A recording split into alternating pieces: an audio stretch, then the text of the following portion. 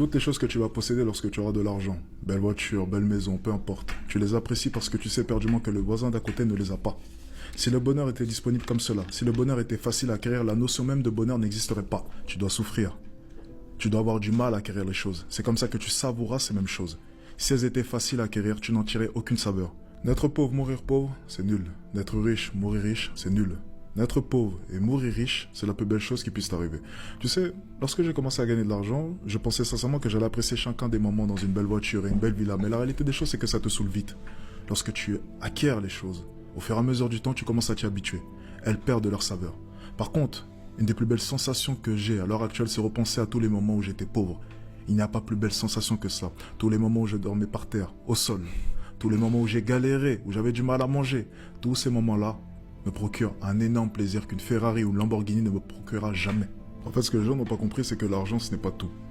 Lorsque tu commences à gagner de l'argent, tout le monde gagne de l'argent. Tu vas fréquenter des lieux où tout le monde a de l'argent. L'argent devient la norme. L'argent ne te sauvera pas. L'argent ne dissimulera jamais qui tu es réellement au fond de toi. L'argent, c'est un amplificateur. C'est la cerise à la fin. Tu vas être beau. Tu auras pris soin de ton corps. Potentiellement grand. Intelligent. Et j'en passe. L'argent, c'est la cerise sur le gâteau. C'est la finalité. C'est le moment où tu te dis « Waouh !» Et en plus de ça, il a de l'argent. Mais l'argent ne sauvera jamais qui tu es réellement. Tous ces gars qui pensent qu'en ayant une RS6, en ayant 100 000 euros sur leur compte, ça changera tout, ils n'ont rien compris. Ça changera tout dans une petite chicha du 93, mais ça ne changera rien au Plaza Athénée. C'est juste une question de perception. J'en parlais tout à l'heure, le mindset, c'est la chose la plus importante que tu dois avoir. Tu dois percevoir les choses de la bonne manière. Tu sais, tout dépend de ce que tu peux accepter dans ta vie. Tu acceptes quoi? Tu acceptes 2 000 euros par mois? Tu acceptes 3 000 euros par mois? Certaines personnes ne peuvent pas. Lorsque je gagnais pas mal ma vie, on peut le dire quand même avec le basketball, j'étais pas non plus riche non plus, mais je gagnais bien ma vie avec un appartement de fonction. J'ai pas accepté cela. J'aurais pu très bien me dire, tout va bien. J'ai une vie qui est bien plus confortable que 70% des Français, je peux rester comme cela. Mais je n'ai pas accepté la situation. Tout dépend de ce que tu peux accepter dans ta vie. Si tu acceptes que tes parents se lèvent à 5 h du matin pour aller travailler pendant que toi tu ne branles rien, c'est que tu n'as rien compris à la vie selon moi. Tu ne dois pas accepter ce genre de choses, comme tu ne devrais pas accepter qu'une personne te manque de respect. C'est exactement la même chose. C'est un manque de respect que l'État te paye 2 000 euros pendant qu'il imprime des millions et des millions chaque jour. Ça, c'est une réalité. Tu sais, la chose la plus drôle que j'ai pu voir, c'est qu'il y a énormément de personnes qui disent vouloir réussir. Énormément de personnes disent j'aimerais réussir. Énormément de personnes disent je veux cette voiture. Énormément de personnes disent je veux cette villa. Mais en fait, ces personnes désirent la réussite comme j'aimerais jouer de la guitare. Tu vois, lorsque je vais au restaurant et je vois ce mec qui joue à la guitare en impressionnant les nanas, je me dis c'est cool, j'adorerais jouer de la guitare.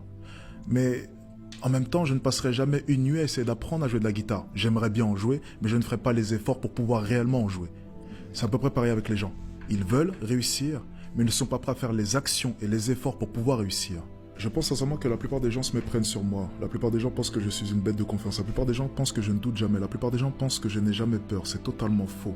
La réelle confiance en soi, pour moi, c'est très simple. C'est cette capacité à faire face à ces peurs. C'est cette capacité à aller au-delà de cette peur. C'est la plus belle chose qui puisse t'arriver, avoir réellement confiance en toi. Avoir peur, trembler, ressentir la pression et avancer tant bien que mal. Tu sais, je vois la confiance en soi comme le fait d'avancer dans le bizarre. Tu as cette neige, ce vent qui essaye de te pousser vers l'arrière. Et toi, tu fais face à celui-ci et tu avances encore et encore, encore et encore, toujours vers ton objectif qui est clair.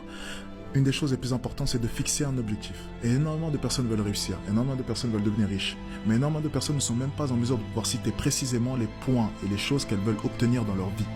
Déjà, fixe clairement tes objectifs. Quelle voiture veux-tu conduire? Quelle villa?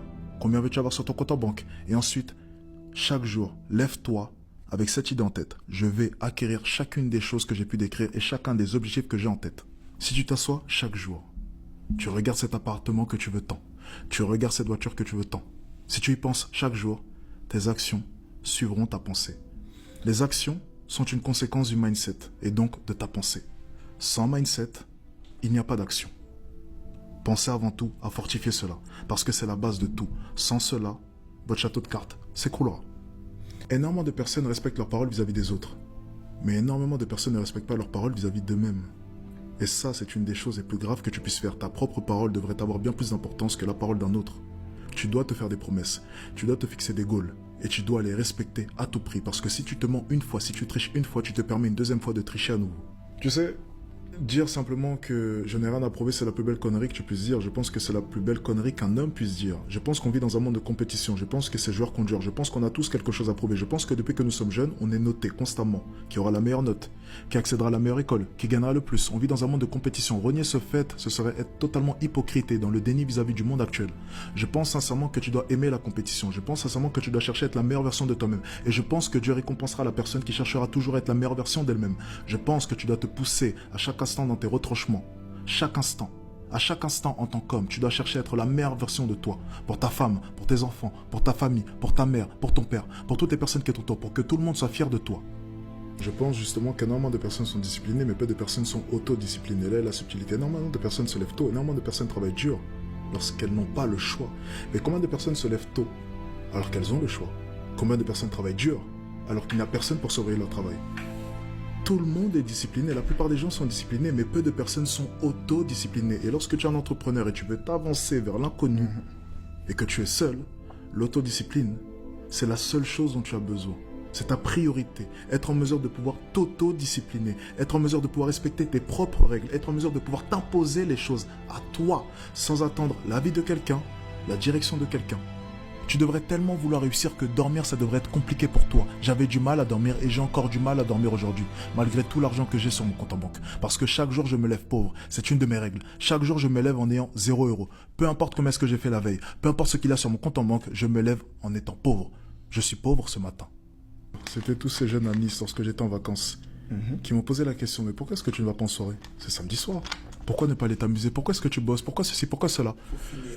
J'aurais dit une chose. J'ai fait Dubaï, Londres, business class. Londres, Paris,